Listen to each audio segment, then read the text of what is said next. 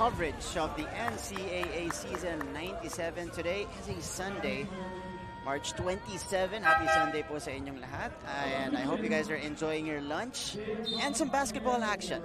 Ito po sa loob ng St. Benil Gym in La Salle, Green Hills. You guys are joined by Martin Javier alongside Mikey Reyes here in the broadcast. Paste kontra sa Arellano, 14-13 to begin the second frame. And so far, nagsasabayan itong magkabilang panig natin, Mikey. One big run after another from both of them. Great defense there for Arellano. Nabawi nila yung early bubu nila to start the second quarter. And the ball will go back their way. A chance to gain the lead, to take the lead away from San Sebastian. Si Romel Calahat pumasok na para sa San Sebastian. I just want to say this. Pag nakikita ko yung screen, ang ganda ng scoreboard. Ganda, no? Parang 3D. Graphic, parang mahahawakan mo kung nanonood ka sa TV. Ganda. Good job, GMA. Ito na si Justin. Double team agad yan. Double team. Oh, Stefan Steinel in the ball game. Former heavy bomber. Pinasok na para kay Coach Cholo. Una with the board. Stefan Steinel? Yeah. Di ba bata ni Hammer yan ah? JRU. Oh, the Phil German. Tama. Kay Coach Louis. Na hindi pa naglalaro. In the coming days, you will see the Heavy Bombers in action as Calma takes the 3 misses. Ooh! Villapando was able to secure the basketball pero sinalubong siya nung kamay doon ni Jade Talampas. He's another guy na asahan natin for this season. Kenneth Villapando. Oops, puti na lang. Hindi masyadong seryoso yung nangyari doon kay Villapando. But he's known more so of a defender, athletic guy na talagang pinapasok. May role siya, meron siyang kailangan gawin. But this season, entering this season, mas aasahan yan coming off the bench. One of the main guys netong San Sebastian as Calma putting on the moves on Arana. I like this matchup between Calma and Arana for so many seasons. Ito yung gusto natin makita this season. Talagang Pinoy big men at their best. And again, lumalalim na yung skill set itong magkabilang mga big men natin as Valencia taking the contact, some hang time before he made the shot. Ganda ng galaw dun. And yung apat na players alongside Justin Arana need to be aggressive because once Justin Arana gets the ball down low, halos tatlo kagad yung nasa kanya. So meron talagang space yung ibang players maka-atake. Yan. Toromal will attack. Talampas from the baseline. Short stab is good. You gotta love it. Coach Cholo Martin's system in full display. Walang isang superstar again. Nawalan sila ng Kent Salado. But hahanapin nila yung butas, hahanapin nila yung open guy, talking about Arellano. Oh, rejection underneath from Arana. Second block off the game for him. Calahat. Talampas will secure it. Napanood ata ni Justin Arana yung 4 blocks ni Renz Abando kahapon. Kaya ngayon, naghahanap din namang supalpal. 2 blocks early in this game. Stefan Steinel against Una here at the post. Steinel, a very aggressive big turnaround. No good on the hook. Toromal. Second chance opportunity for Arellano. They will kick it out. Valencia. Steinel back out to Doromal. Doromal will challenge Tisoya. They got 5 seconds to work with. Doromal driving. Doromal all the way. Too strong on the lay-in. With Doromal, you see the moves are there. Medyo wala pa lang finish masyado. Pero kita mo yung mga galaw, nalulusot niya, nakakapunta siya kung saan niya gusto pumunta. But that finish he needs to work on. Pero hindi rin natin masabi. First game in 2 years. Diba? But this guy right here, Ichi Altamirano, simula pa lang, nakita natin. Shoot first to, bro. Tayo nga kanina ng warm-up eh. Uy, hindi ka mamasa. Baka naman hindi ka mamasa. Ako pa sisihin mo ah. So for Altamirano, again, explosive in the first frame with 7 points to lead the way for San Sebastian. 17-16, yan po yung ating talaan. Abante ang Arellano Chiefs. Altamirano, a long 3-pointer off to the right. Una with the board. Una with a putback. Hustle there para sa San Sebastian Stags. And Una with the finish, but you have to commend the whole team for crashing the boards in that attempt. You saw that guy doing pre-game dunks earlier. Nagulat nga tayo pagdating natin. Uy, laki nito. Laki. Tapos biglang athletic. Galing juniors. Ayun. The Staglets.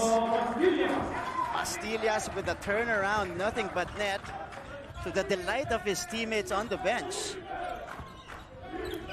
Tsaka, feeling ko pun-intended talaga yung jersey number ni Una. Oo. Feeling ko talaga may pun. Talaga. Parang si Cedric Labing isa dati, 11. Ayan si Una. Ayan na, Una for 3. Wala lang. Too strong. Calma with a putback. JM Calma, making sure that he negates itong si Justin Arana. And this is his chance while Justin is on the bench. This is when JM Calma needs to be aggressive.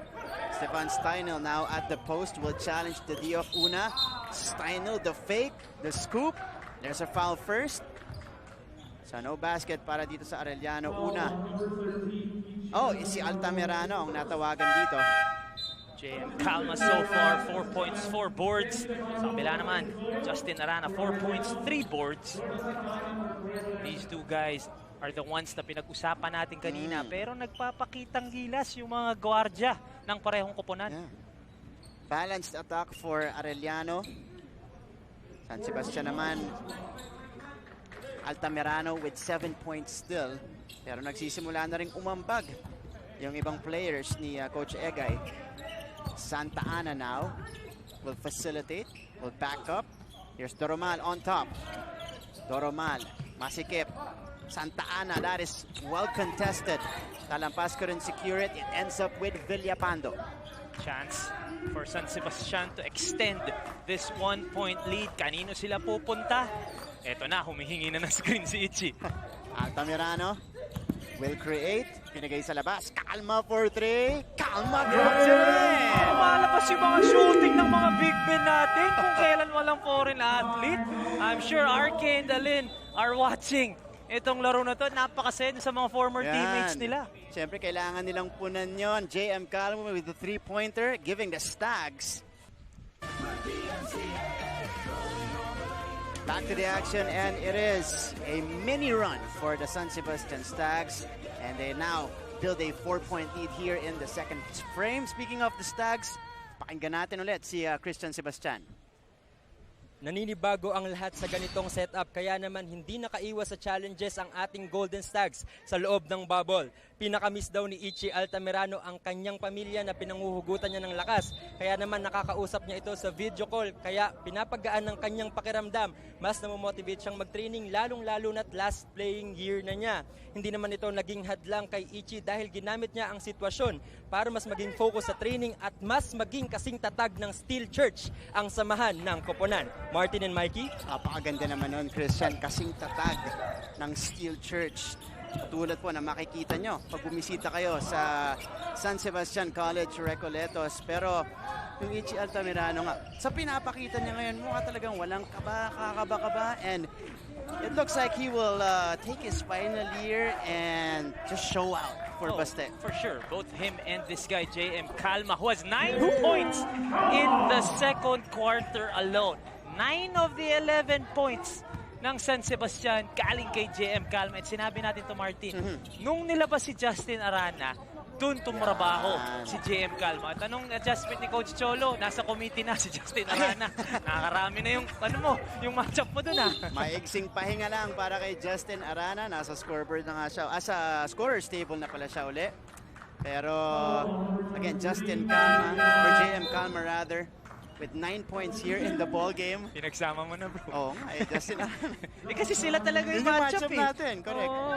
Bilis na adjustment ni Coach Cholo. 9 points na in the second si JM Pasok agad si Justin. So post RK and Alin, now it's Calma and Ichi. And Kenneth. Oo, Villapando. That's the trio that is expected to contribute for San Sebastian. Ito si Jordan Santa Ana, katandem naman. Ito ni Justin. Pakinggan natin from the Arellano side. Nandito ulit si Michelle Naldo. Michelle? Martin and Mikey, Coach Cholo did not falter in training his team through the pandemic. He shares na kahit physically magkahiwalay sila noon, they would still train together online 3 times a week. At meron silang mga individual workouts like dribbling skills na pina-video at pina-send sa kanya so he can suggest the necessary corrections. Maliban doon, bago sila yung pumasok sa bubble training, meron din si Coach na tinatawag na online dialogue with his players para pagdating na nila sa physical practice, they all knew what kind of system they were going to use. But while in this game, they didn't start off like like they would have hoped to. They're still working to find the rhythm na paunti-unti nating nakikita dito sa second quarter. Balik sa inyo. Maraming salamat, Michelle. On cue, nakapuntos dito si Uri para sa Arellano. And again, the preparation, the bubble is important. Yung pre-bubble, importante rin yan. Because all of the teams will treat this as the second round already dahil doon tayo sanay. So they have to come in mid-season form para mag-peak sila at the right time. And it's funny because Michelle talked about yung online training nila. Sabi mo nga yung pre-bubble. Dami ko nakausap na player during the pandemic. Alam mo yan, dami kong ginawa, dami kong na-interview. Lahi kong di ba kayo nagsasama? Zoom meeting, Zoom training, di ba? Kaya sabi nga ni Coach Cholo kanina, he commends his players for their loyalty. Right. Na talagang magstay at ngayon NCAA na. Kasi minsan, mas nakakapagod yun. Oh, nakakatamad yun. Ayun, nakakapagod. Nakakatamad yun. Pagod na ang ginamit ko. Pinaganda mo pa eh. Mga player magzo-Zoom meeting. 11 points in the second quarter na yung bata natin. JM Calma. That time with a scoop in the hoop. 11 of San Sebastian's 13 coming from JM Cal. 15 coming from JM Cal. Wow. 29-23 now. Abante ang San Sebastian. Santa Ana will be called for the offensive foul. Nahuli doon yung ward-off niya using his left arm. But look at this. Ganda ng hustle doon ni Justin. Pero si JM, again, walang Justin sa ilalim. Dito ako makakapuntos. JM Calma taking advantage.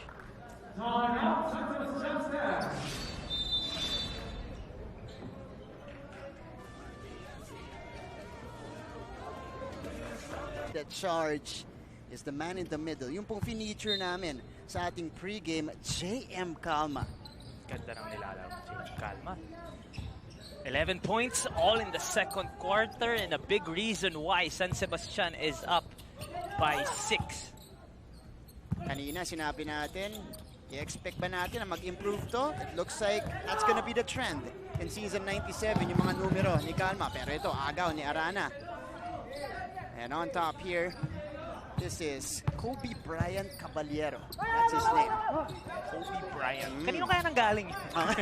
Saan nila nakuha yun? Hindi, kasi may mga Kobe na kinuha obviously kay Kobe. Siya hindi na. Talagang nilahat na eh. Kasi meron Kobe beef. Kobe beef. Nang galing yung kay Kobe. Ito, Kobe kay Bryant. anak ni, si Kobe Paras, na anak ni Papa Bear, na magko-cover ng NCAA this season, si Papa Bear. Naasahan natin yan. Nag-segue ng Marky Reyes. Okay ba? Papa Bear yun eh. Bata tayo nun. Hindi natin bata yun. Bata tayo nun. Papa Bear. 2:05 to go. Arana. Little fadeaway for Justin Arana off the glass. 2+1 coming up. If Kobe Bryant was watching Kobe, this guy was watching Dirk. Kita mo naman yung spin move. One-legged fadeaway off the glass. That bag is getting deeper, Mr. Arana. And we love seeing it here as we get deeper as well in this basketball game. Arana now with 6 points. We'll look to add to that at the free throw line. Historically, a very good free throw shooter. He makes it. So it's 29-26. At pinapanood ko ngayon yung YouTube stream natin. Nakikita ko yung comment section. Madami nanonood din sa YouTube. At yan ang maganda sa NCAA. Very accessible. We're on YouTube. We're on Facebook. Right. And of course on GTV. Villapano running into two players. And Villapando will be charged with the traveling violation. Villapando has yet to get himself going here in this game. Coming off the bench for San Sebastian. Pero lamang pa rin silang tatlo dito. Santa Ana going to Arana. Arana looking to take over in the second frame. And that is going to be a foul here against Amar Kosari. Second foul on the big guy. Arana is back at the free throw line looking to add to his total. He's got 7 points right now. 7 points for Justin Arana. 3 of 6 field goal percentage. 7 rebounds and 2 blocks. So, syempre ngayon, after our first day, si Renza Bando matunog dito sa NCAA. Si Justin Arana hindi magpapahuli. As well as JM Calma. Yeah. We expect big double-double numbers from these centers Dapat 20 and 10 kayo, matik. Or double-double man lang. 15-10, gano'n. Maya, mapapakinggan nila to pagdating na next game. Kanina nga, paglapit ko sa kanya, sabi niya, sabi ko, narinig mo ba yung prediction ko? Oo, kuya, yan. Sabi ko, huwag mo papayain, ha? Yun ang kagandahan din sa mga players, eh. Talagang very engaging sa atin. That's right. Very friendly pag nakikita nila tayo. As Kosari tracks it down. Umapak siya dito sa ating baseline. 29-27. A close game here in the first half at the very least. A minute remaining. Tingnan natin sino makakakuha ng kalamangan pagpasok natin ng halftime. Matik, mapupunta sa poste dito. Arana will drive, double-teamed. And a steal for Altamirano ahead to Villapando. Villapando, they have the numbers. Villapando counted plus the foul. You know he was gonna leap. And he was gonna out-jump his defender on the break at his best. Kenneth Villapando over the outstretched arms of a Chief. Walang problema yan para kay Villapando. And that's the best situation for this long forward in Kenneth Villapando in transition, in open court. And he will look to complete the free-point play here and extend the lead of San Sebastian before we end the first half. 53.9 seconds remaining here in the second. Kaganda dito kay Kenneth Villapando. Very athletic and he uses it on both ends. Yes, 2 points pa lang siya. Pero tied siya with JM Calma in terms of rebounds. Right. So he has a game-high 6 rebounds at the moment, talking about Villapando. Big number in the first half for Kenneth. Here is Caballero. Kobe Bryant. Caballero with a jumper. Okay, I saw that Kobe fade away from you. Kobe Bryant. Ganda nung desisyon niya doon to pull up kasi alam niya na masikip sa ilalim. Yeah. 31-29. About 5 seconds difference between our shot and game clock. Nakawala sa ilalim si Michael Are. And 10 seconds to work with. Last shot time here for Arellano. Inilabas kay Santa Ana. 4 seconds now. Santa Ana, natapikan ng bola. Balik sa kanya. At natawagan pa ng offensive foul si Jordan Santa Ana. And that is his third foul, if I'm not mistaken. Yes, his third foul. So that's a big blow for Coach Cholo Martin. And this is the last shot for our first half. Yun yung mga 1 second na lang, Yun. natawagan pa ng tatlo. Crucial eh. So 3 fouls now for Jordan Santa Ana before we end the first half. Pero tignan muna natin yung mga highlights natin dito. This guy took over Mikey JM Calma for San Sebastian. And they were able to keep in step with the Arellano Chiefs. They have the lead right now at 33-29. Nag-tres pa doon si JM Calma. Again, parehong centers natin putting on some moves on each other. So that's something we expect more in the second half as well. This was the last basket earlier. The escape by Michael Are. 33-29 advantage right here for the San Sebastian College-Recoletos Golden Stags. Andito pa rin tayo sa loob ng St. Benil Gym in LaSalle, Green Hills. Pagbalik po natin halftime stats and analysis of this game. You guys are watching NCAA Season 97 on GTV. We're stronger together.